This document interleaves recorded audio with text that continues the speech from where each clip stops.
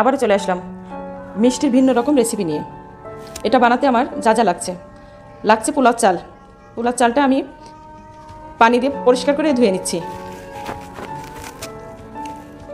সুন্দরভাবে ধুয়ে নিচ্ছি। এবার চুলায় ফ্রাই প্যান বসিয়ে তাতে 2 কাপ পরিমাপ পানি দিয়ে দিচ্ছি।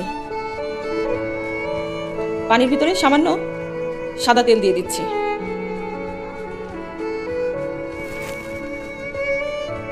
এবার জর্দার রং দিয়ে দিলাম, দিয়ে পানিটা গরম হয়ে আসলে চালটা এর ভিতরে দিয়ে দিলাম। চালটা একটু নাড়াচাড়া করে নিচ্ছি। চালটা প্রায় হয়ে এসছে।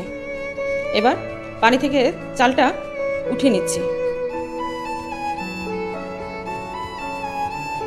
আমার চালটা উঠিয়ে নেওয়া হয়ে গেছে। এবার পরে আবার 2 কাপ পরিমাণ পানি দিলাম।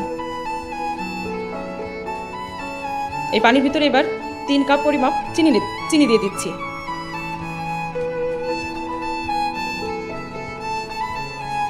এবার কিছু ডালচিনি ও এলাচ দিয়ে দিলাম। এবার 1 চামচ ঘি দিয়ে দিচ্ছি।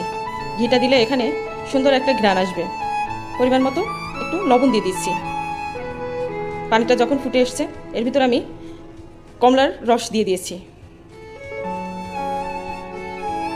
দিয়ে সামান্য নাড়াচাড়া করে নিচ্ছি। এই চিনির শিরাটা যখন ঘন হয়ে আসবে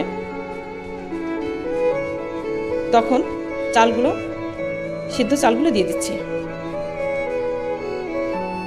দিয়ে সুন্দরভাবে নাড়াচাড়া করে যখন আঠালো একটা ভাব চলে এসছে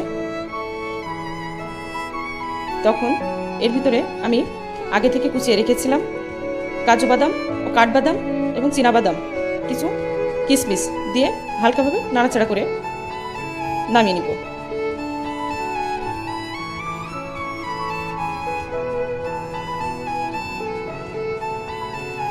এটা এখন নামিয়ে নিচ্ছি।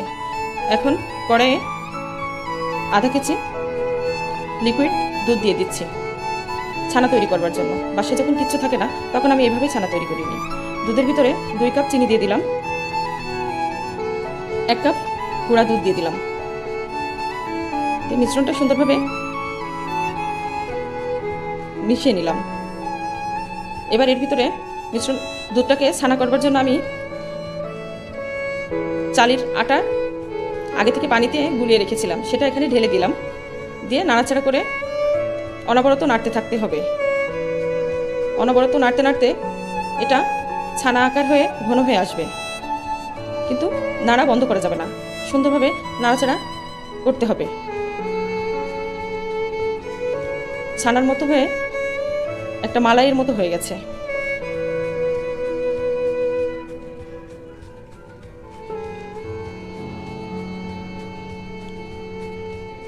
এবার এটা নামিয়ে আমি সাজিয়ে নিচ্ছি। প্রথম চালটার উপরে এই ছানার মালাইটা দিয়ে দিচ্ছি।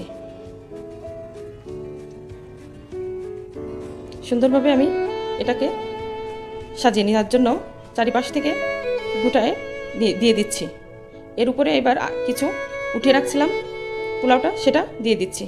দিয়ে সুন্দরভাবে পরিবেশন করলাম।